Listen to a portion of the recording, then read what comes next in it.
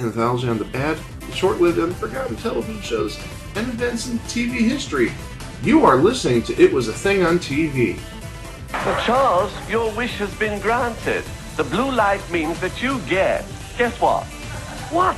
A second chance. Isn't that nice? Episode 532, submission number 198, Chicken Soup. Chicken Soup aired on ABC from September 12th to November 7th of 1989 for 12 episodes, 4 of which went unaired.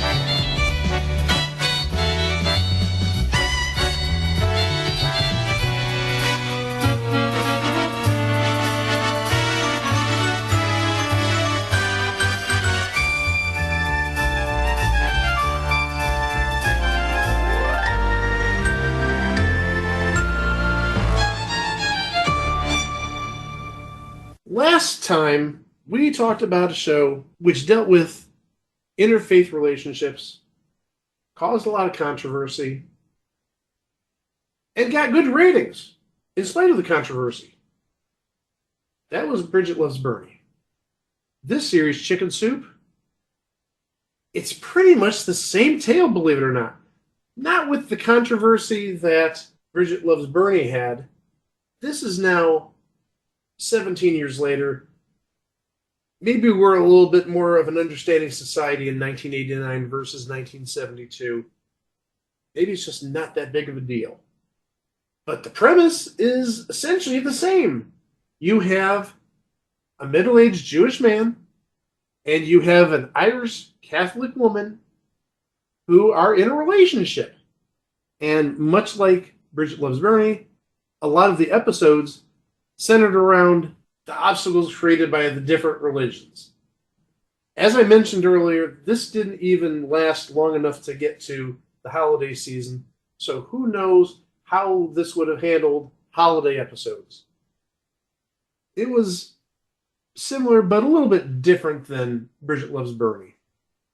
I'm not even really going to go deeper into this. I'm going to just head straight to who's in the show, because this show actually is pretty darn loaded with talent. We'll start off with the main character, Jackie Fisher, played by Jackie Mason, legendary Borscht Belt comic. I don't know what else needs to be said. He's a very famous Jewish comic from back in the day. I totally forgot this. He did voice Rabbi Krustovsky on The Simpsons. I totally forgot that was Jackie Mason before his death. So maybe there is life after Chicken Soup. He didn't do much TV-wise. You would primarily know him from his stand-up, and also he did the late-night talk show circuit quite a bit, talking about Carson. I think that's pretty much it. I don't remember him being on Letterman all that often. Looks like he was on Tonight Show with Jack Parr for 12 episodes. And he did the Joey Bishop Show, 12 episodes also, in the 1967-68 season. 58 episodes of Merv Griffin, and 10 episodes of The Tonight Show with Johnny Carson. And an episode of Late Night with David Letterman. I did not think he was ever on Letterman. And 3 episodes of Arsenio Hall. So he literally was that comic from that talk show. Playing his love interest, Maddie Pierce, is Lynn Redgrave. I don't know if we necessarily need to talk about just how big the Redgrave name is in acting. But Lynn Redgrave, she was very popular. Are we not going to bring up that week of Goat she was on with Richard Gilliland? I think I was trying to tiptoe gently around it, but okay. We'll talk about the week she was on Go with Richard Gilliland. So what do you want to say about that week of Go she was on with Richard Gilliland? No, I was just gonna say Oh, it just a was mention. Okay. yeah, just to mention, and that one episode from that week was on Faux Pause on GSN. Remember that? Like 27 years ago. We did, however, talk about Lynn Redgrave previously because she was on Teachers Only. 21 episodes as Diana Swanson. So wait, that's three. That does give you a Hall of Fame case. I don't know if I can justifiably put her in the Hall of Fame. She's too good for our Hall of Fame, with all Uh, due uh, respect. all right. We don't want to soil the good name of the Hall of Fame. It was a thing on No, TV. no, we don't want to no, we don't want to sully the good name of Lynn Redgrave. Is what I'm saying. I thought you were going to say we don't want to soil the good name of Bill Knuckles. Oh. No, I don't want to sully the good name of Joe Geeb. Hey, let's talk about something else. I'm looking at the age difference between these two actors. This came out in 1989. Jackie Mason would have been 60-ish,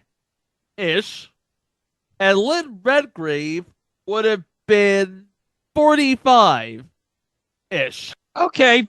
It's 60, acceptable. Okay, Yeah. you know what? I get that. I'm looking at the height difference, and now I'm looking at the age difference, and this is like one of those things where it's all about differences and celebrating said differences. Now, wait. How taller? Because I think Jackie Mason's kind of like a short guy, right? IMDb says he is 5'5". Okay. Now, how tall is Lynn Redgrave? IMDb says 5'10". I was thinking like Lynn Redgrave was like 6'2", 6'3". Okay, this isn't Danny DeVito dating Angel Reese. Okay, let's just that would be an interesting couple, number one. But In more ways than one. I absolutely agree with you. But dang, I think that would be one hell of a plot line for the next season of It's Always Sunny in Philadelphia.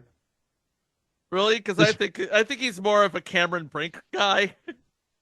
I think that would be one heck of a storyline if you had Frank Reynolds dating Angel Reese after she gets traded to the non-existent Philadelphia WNBA team. And they start dating, and hilarity ensues because she's like 16 inches taller than him. Look, Mike, now that the Sixers and Flyers have agreed to a new arena, maybe we'll get that WNBA expansion team in a couple of years in Philly. The WNBA is looking to expand to 19 or 20 teams. Anything's possible. Thank you, Caitlin Clark. Playing B. Fisher in this series is Rita Karen. Not with us any longer. She died in 1993 at the age of 73. She was one of those people who was a little bit of a number of things. An episode here, an episode there. Taking a look at her IMDb, though, something very interesting I noticed.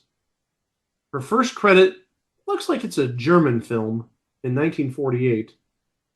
Her second credit in IMDb is The Game That Couldn't Shoot Straight in 1971. So there is a 23-year gap in her IMDb. You have a 23-year gap on your resume, you get questions. You have a 23-year gap on your IMDb resume, you get called out and applauded on It Was a Thing on TV. Next up is Patricia Reese, played by Catherine Erb. She played Detective Alexandra Eames, Alex Eames, on 144 episodes of Law & Order Criminal Intent. Next is Donnie Pierce, who is some relation to Maddie Pierce. I don't know if it's a son or a relative, but Donnie Pierce is played by Johnny Pinto. I'm sorry, that sounds like the name of a bad lounge act in like Reno. Hey, coming down the stage is Johnny Pinto! And he's like the worst Elvis impersonator in the world or something like that. We may have talked about him at some point because he did play young Al on an episode of the famous Teddy Z. And of course, when we're talking about young Al, we're talking about Alex Rocco. So he played a young version of Alex Rocco. Greg, isn't that amazing? You'll never make it, Joe. Why don't you just give up right now? I was actually hoping it would be in a younger voice, but you didn't fail there. You're not going to make it, Joe. You should just give up. Why'd that sound like the whammy, Mike? It sounded nothing like me, Greg. What are you talking about? Whammy, what happened to your voice? Puberty. Oh, My testicles dropped. oh. And so did your winnings. Ha ha ha ha ha. Hold on, Whammy. I got an idea. Let me just push them right back. Up there. Oh! I hope I didn't hurt you too much. No, I feel better now. Thank you, Mike. Son of a gun. I didn't know that works. Save that for future reference. I don't want to sound like a 12-year-old kid. Just push the old Jennies right up and never mind. Oh, hold on a second. Timothy, what'd you think about the whammy's voice?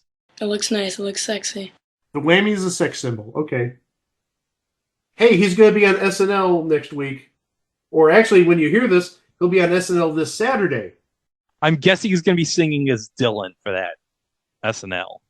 You'd think that's great. I was wondering why he'd sing, but now it makes sense since he was Dylan in the biopic. Another good call there. Playing Molly Pierce, another one of Maddie Pierce's kids, is Allison Porter.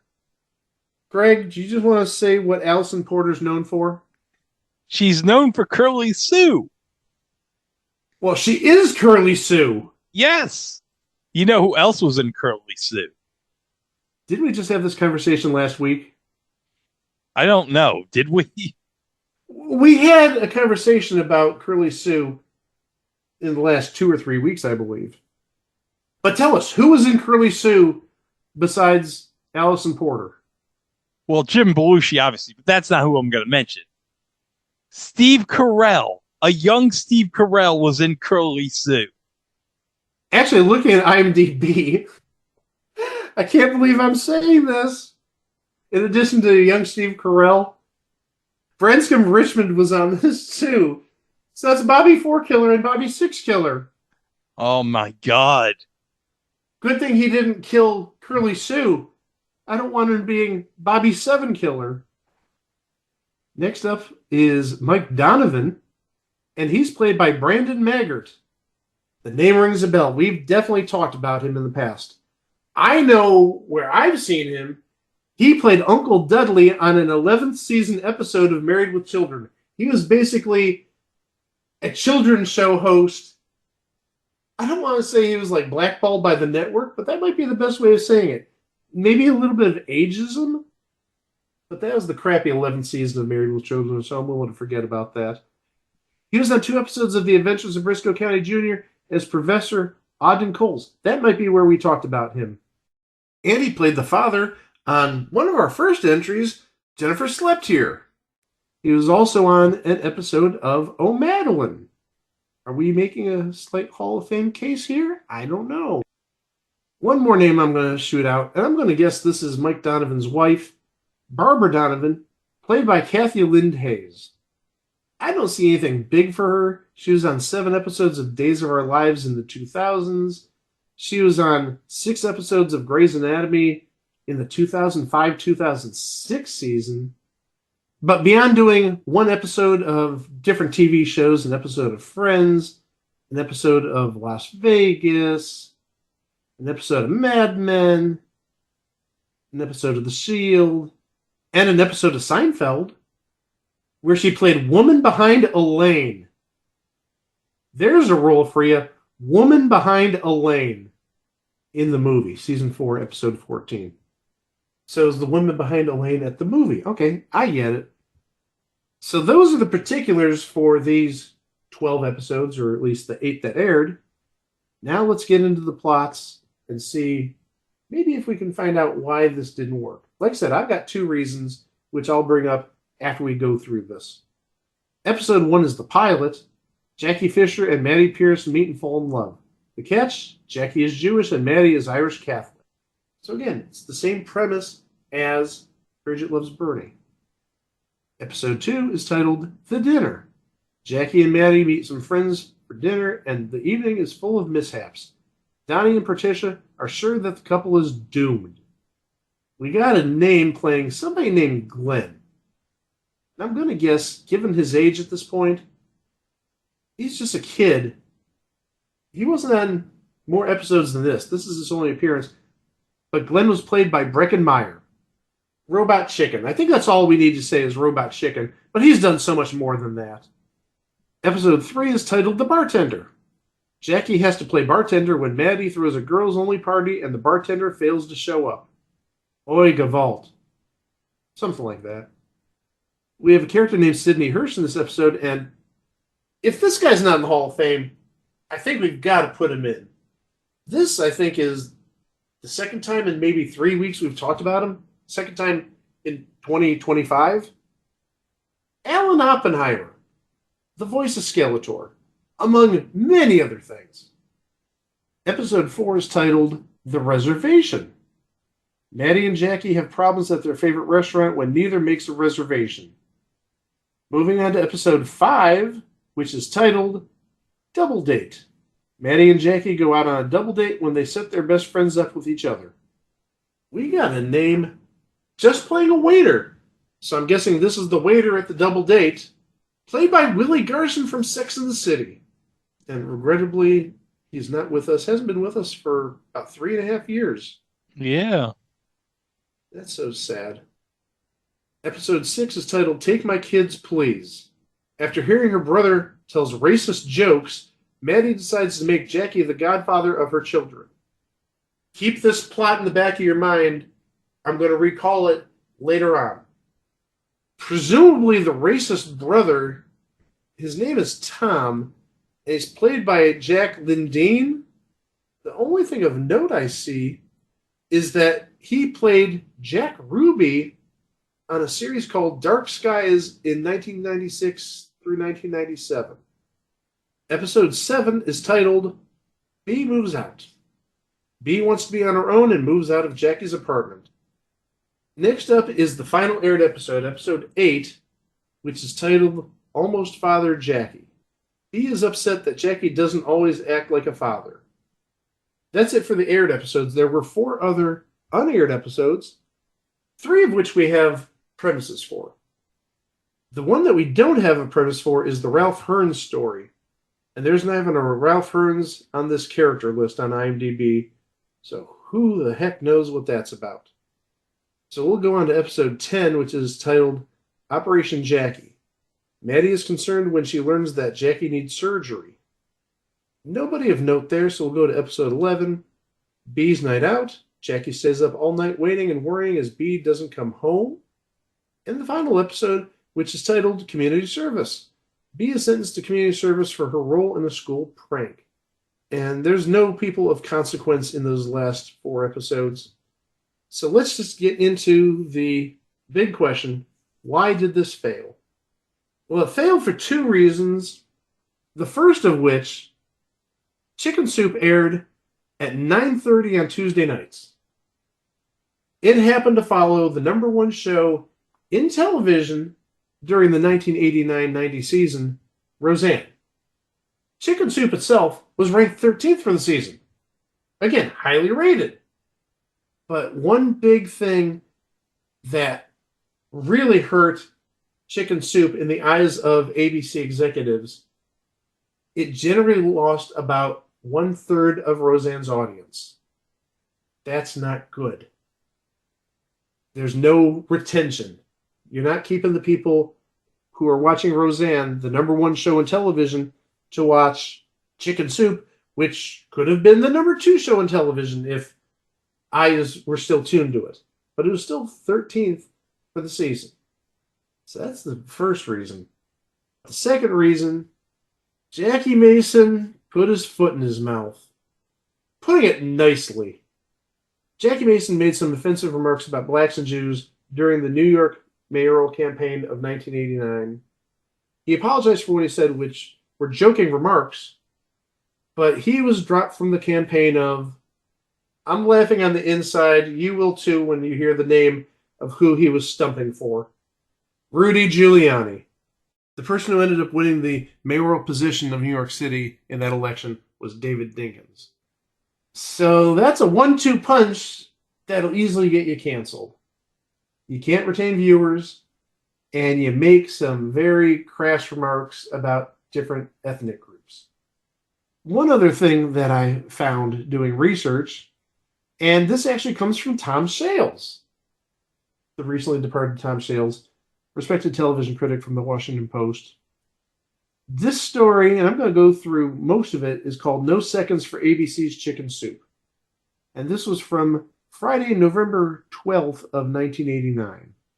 No one expects a chorus of mourning over ABC's decision to cancel Chicken Soup because Chicken Soup was nobody's favorite show.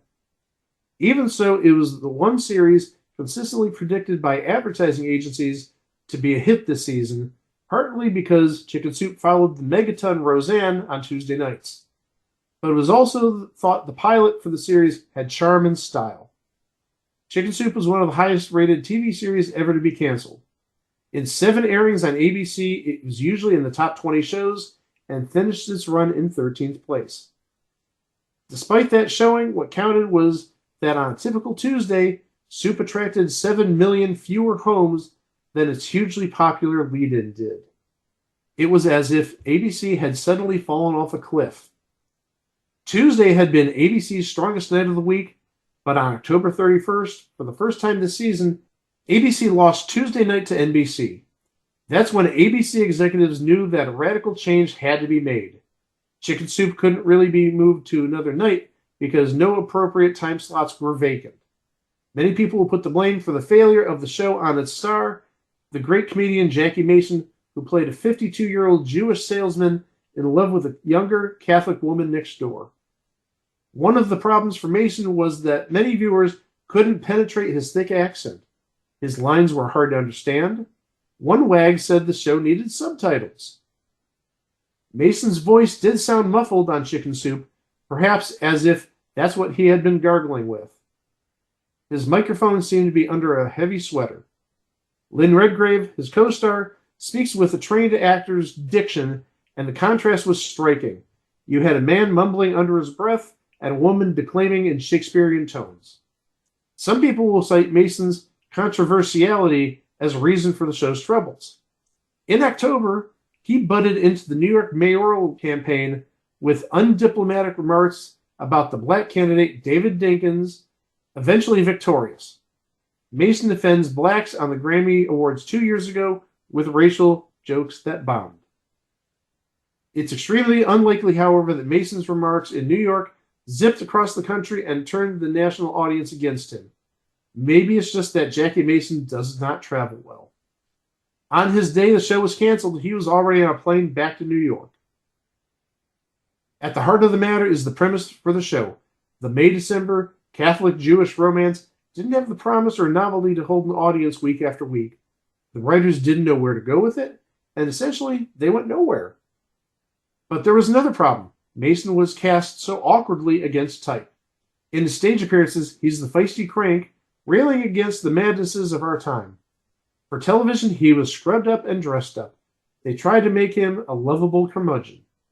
But if Mason had used his stage persona on TV, that probably wouldn't have worked in the narrative context of a weekly series either. The central characters of shows have to be people the audience wants in its living room. Remember Phyllis? Expected to be the big hit of 1975? The audience just couldn't warm up to the abrasive snot played by Cloris Leachman. But how about that ass, Greg? You'll find out more about that at the end of the year. But hold on a second. I want to mention something. I'm looking at Wiki on the millions of viewers, okay? Now, episode 5 on October 10th was at 27.8 billion viewers. And then it takes a dip 2 weeks later. But there was a reason why it didn't air on October 17th, episode 6. What was on October 17th, 1989? Was that the World Series? That was specifically the night of the earthquake.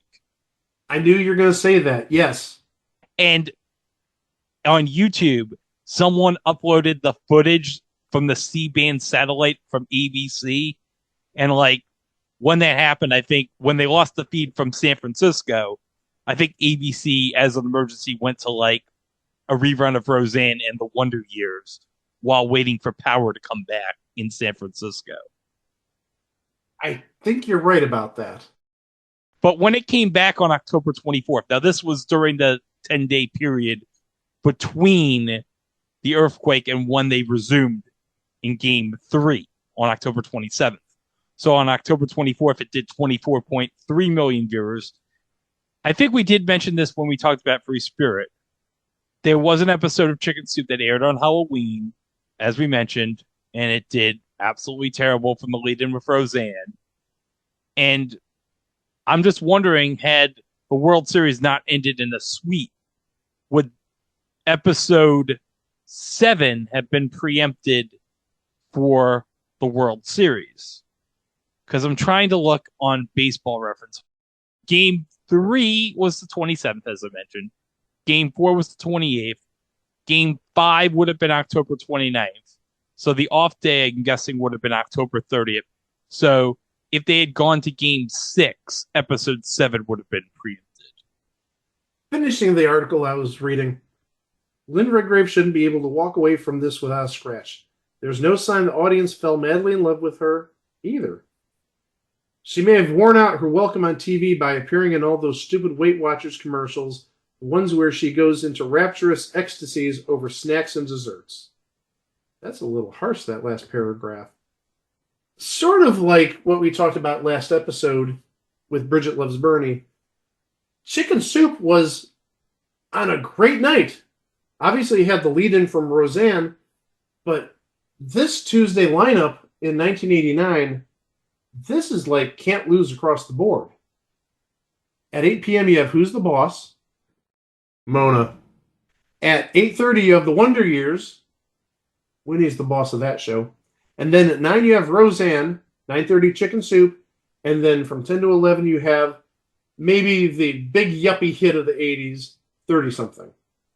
And the competition for Chicken Soup at 9:30, something called Wolf on CBS, and the second half hour of In the Heat of the Night on NBC.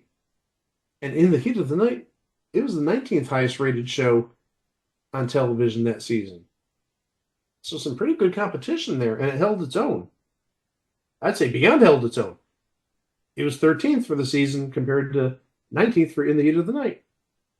Interestingly enough, the show that replaced Chicken Soup, and this started in the 88-89 season. It had an abbreviated little spring run, I believe. But I think this show stuck around pretty much in this time slot for most of its run. It was replaced with Coach. And Coach happened to be the 18th rated show of the season. I don't know. Maybe Coach had better retention numbers than Chicken Soup, even though the ratings are lower. Shoulder shrug here, but obviously it got the Roseanne boost. It's also, who doesn't love Quincy the dog? The Quincy episodes are the best. Oh, and actually, and I think Greg's mentioned this in the past, one series that we want to do in the future is our favorite episodes.